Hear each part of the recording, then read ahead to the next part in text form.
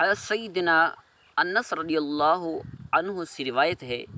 کہ رحمت عالم نوری مجسم رسول اکرم صلی اللہ علیہ وسلم نے فرمایا، قرآن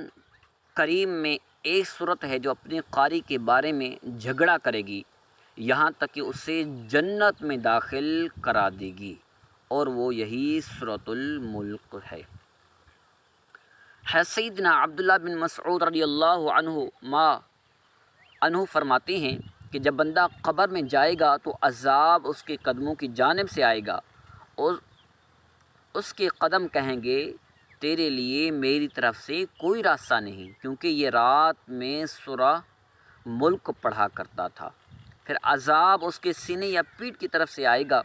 تو وہ کہے گا کہ تمہارے لیے میری جانب سے کوئی راستہ نہیں، کیونکہ یہ رات میں سورۃ الملک پڑھا کرتا